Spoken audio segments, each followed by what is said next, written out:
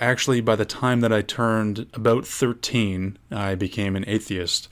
And I realized, in all my wisdom at that time, that God couldn't possibly exist, that humans made him up to control people, that it was basically just a means of control, because it just didn't make sense to me, thinking of God in a concrete way, that there was a person up in the sky that was like judging everything that we were doing. I couldn't reconcile that. And then I had read like a few key passages in the Bible about slavery and just messed up things. And I was like, well, this is not what I believe. Like, I'm against this. And I would actually go to the point where I would debate my friends who were Muslim and Christian, my religious friends, and try to disprove, Christianity or the existence of God in general. And I would think they were just silly, and that, like, how can you believe this? I got into some pretty serious arguments with my friends at the time, and it was kind of messy for a while, but I really did not believe that God existed. I really didn't. I was a big fan of Bill Maher, of George Carlin. I would listen to them. I thought that was bang on. They had it right and stuff. And actually, I kind of started believing in God around the time when I was 19, 20, but in a different version of God, not the biblical God, but basically the God of the New Age, which is the universe. So this came about by me watching the movie The Secret with my friends. I don't know if you've ever seen that movie. It's about the law of attraction, and it completely changed the way that I viewed the world, the universe, and myself. I really dove into this, and it absolutely transformed how I was thinking and the stuff that I was putting into my body and the way that I felt about myself. And I started to see myself as a creator, and that I had so much power to change my reality. And I was really trying to put this into practice by controlling my thoughts, by writing out affirmations, by trying to predict in a way what my future was going to be like. Eckhart Tolle had a huge impact on me. I read, I can't remember it now. There was the Power of Now, and A New Earth just changed my mind about the ego and everything. And it was just, revolutionary. And I was like, whoa, like this new knowledge. And again, I tried to share it with people, tried to share it with my family and some of my friends. And some of them were responsive and others weren't. They kind of thought I was out to lunch. Anyway, I pursued this thinking, and I took this on essentially as my religion for the next 5 years. And I even ended up starting a blog that was sort of revolving around the New Age and spiritualism, and trying to let people know that they have the power to change their lives, and that they are creators, that they are love and light. And I believed that if there was negativity in your life, that you were choosing it. If something bad was happening to you, then you were allowing it on some level. I really, really believe this. And, it was my identity for those 5 years. I ended up actually deciding after all that to pursue an acting career. It was something I was really interested in. And with the law of attraction in mind, I figured, hey, I can do anything. So might as well just be an actor. I've always wanted to do this, so let's do it. So I did. I pursued it, and I got into an acting school here, and I was all about it. I was pursuing it wholeheartedly, and I really, again, was super sure that this was what I was meant to do with my life. I was getting good reviews sort of in the beginning, people saying, hey, you can do really well with this. Like, you can actually make it in this business and stuff, which was awesome. It was just affirming to me what I was affirming to myself. Because at the time I was constantly reaffirming and saying to myself and writing out that I am a great actor, present tense. I was using it. It's the proper way. If you want to be in the New Age, you have to do it present tense as if you already have it. Not condoning that, but that's what I was doing. And, with the law of attraction, I, was believing that I was making these things happen, and I really believed that I could make it as an actor. And actually, it was just around the beginning of my school year that I started a relationship with my now serious girlfriend, Beth. And that was a major turning point for me. And I actually knew it at the time, but I didn't want to accept it. I wasn't ready to accept that this was a real relationship, sort of a keeper, if you will. But she is, and she at the time was a new Christian. She was also in the New Age like I was, and she was in the New Age for about 10 years. And she had just come to Christianity, just come to Jesus. She was just starting to really, only follow Jesus. And I accepted that of her. I liked her. We had a lot of similar interests. And so I was like, okay, you believe in Jesus and stuff. That's cool. I believe in Jesus too, but my version is he's just a guy who understood the universe better than anyone at that time, and they killed him for it. That was my belief of Jesus.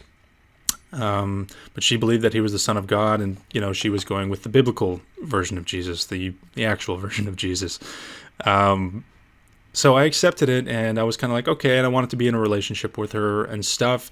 It was kind of off and on because, I was still interested in this acting career, and there were so many possibilities with regards to women and relationships that could come from that, so I didn't really want to let that go, and I knew that Beth represented a stable, long-term relationship, and I wasn't quite ready for that. So it was off and on for a while, and it was really hard on Beth. But anyway, so slowly throughout the school year and throughout our relationship, I was learning more about Jesus, I was learning more about the Bible. And actually something that really struck me about the Bible was how they viewed lust and the things that they were saying about lust. Because at the time I didn't realize it, but I had a very serious porn addiction. I was addicted to lust in general, and I still suffer with this today. Okay, but it was huge. It had a huge hold over my life. It kind of dominated everything that I was doing and thinking, and it was almost like a poison. Like anytime I would turn to something and see something that was attractive, it would spark these thoughts of like past porn that I had engaged in, or like people that I had engaged in, and it was like I couldn't escape from it, basically. And I found it really interesting how the Bible talked about this, and how they said that lust is a pretty serious thing to deal with, and it's powerful. And I started viewing that in a different way, and so through that I actually started getting a little bit closer to Jesus, and started taking this a little more seriously, this being the Bible, my Bible down here. And it was very slow transition. Again, I'm still in school, I'm still pursuing my acting career, so the way that I was living at the time was pursuing the world and pursuing Jesus at the same time. So, and I was divided against myself. I was being pulled in, in both these directions, basically, serving both and serving neither at the same time. So again, very slowly coming closer to Jesus, and I'm starting to realize more about the acting industry and about the entertainment industry, and how really messed up it is, and how there's it's extremely over-sexualized, and I really experienced a lot of that in my school and through the instructor. The main instructor there was an extremely overly sexualized person, and he just wanted to make everything about sex, and it was pretty perverse, and it was messed up, and it was like we were being primed to be prepared for this industry. And he was warming us up, hey, this is how it's going to be, so make sure that you're prepared to be dealing with this over-sexualized sort of stuff. And it just became more and more repulsive to me as I went on. And eventually towards the end of my acting school term, I decided that I don't want to do this. I don't want to give my life to this. And besides all the sexualization, I'm noticing so much satanic stuff being shown in TV shows on Netflix and in movies, and the sort of the degradation of the cross and Christianity and Jesus, and it's starting to kind of blow my mind. Wow, why are they attacking Jesus so much in these movies? And I knew, I was like, you know what? I have to make a decision here. I can't be serving. I can't work in this acting industry and also be a true Christian, because I can't be, if this is Satan's playground here. They're trying to manipulate and prime people to think less of Jesus and to sort of think of Jesus as the enemy. And I'm not about that. I'd slowly come to realize that. So I backed away from the acting industry. I sort of checked out the last couple months of my school. My teachers were very disappointed. My fellow classmates were disappointed because, again, they were saying that I was going to do really well in this. But I just said, you know what? I can't do this. I can't do this and be a Christian. So I backed away, not entirely. I gave myself an out in a career of voice acting. So I wouldn't have to go and do sort of sexual scenes with people. I wouldn't be involved in sort of the main part of the industry where it's all messed up anyway. So I allowed myself to do that, and it was like a loophole for me, basically.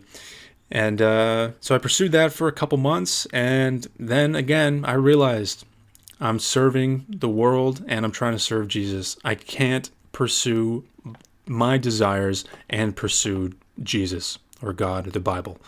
I just can't. They can't work together. Bible says, one of the books of Paul, you can't sit at the table of demons and the table of the Lord. So I realized I had to choose one, and I inevitably chose Jesus. And it was the greatest decision that I ever made when I decided to give up the voice acting. This is why I have this microphone here. I wouldn't be having a microphone of this quality unless I was going to pursue voice acting. I was ready to start my voice acting career. That's a sound booth right behind, a homemade sound booth. But I'm not pursuing that anymore. And I just really don't want to deconstruct it yet because it's going to be a lot of work. But anyway, I decided to serve Jesus and choose Jesus through all this, and it really has been the only good decision that I've made in my life. I was so deep in my sin. I was so bound by sin and by Satan, whether it was lust or pride, any number of things. I was really deep into it, and it was killing me. And I had no idea. I wasn't really feeling good about myself when I was in my sin, but when you do it more and more, you kind of become numb to it. But when I stepped out of it and I started following Jesus, I realized how powerful these sins were, how powerful of a hold they had on me. And I'm still taking hooks out. There's things that I'm realizing that I'm still dealing with, that I'm still trying to remove from my life so that I can follow Jesus wholeheartedly and not be of a double mind and follow the world and follow Jesus. I only want to follow Jesus. And there's a lot of things that I still have to get rid of. But I want to make it so clear that the New Age didn't help me. Being an atheist didn't help me. The only thing that's made real, lasting change in my life, real change, noticeable, tangible change, is Jesus Christ. And this is no joke. I know that people don't take this seriously. A lot of people don't take this seriously, and they kind of, whatever, to each their own. This is the answer. It's the only thing that's been able to pull me out of my sin, out of my porn addiction, out of my lust addiction, out of my anger. It's the only thing that keeps me on the right path. And I wanted to make this video to share my story, just to let you know that I've tried different things, with atheism and New Age. They didn't work for me. I've kind of done the whole gamut, if you will. Maybe not the whole gamut, but I've done a fair amount of, different ideologies. And this is the one that works. And it's not easy. You have to give up a lot of things, but you'll realize when you start giving up those things how much lighter you feel and how much more joy is in your life, and how humbling it is to really humble yourself before God and to accept Him as your Savior, to accept Jesus as your Lord and Savior, and to submit yourself to His will because it's His will that is perfect. The will that you have for yourself, the will that I had for myself, was not perfect, and it always inevitably would lead me somewhere that was not good. It wasn't good for me. So that's pretty much it. That's my testimony of how I came to Jesus, and I hope you can get something from this. And yeah, thanks for watching.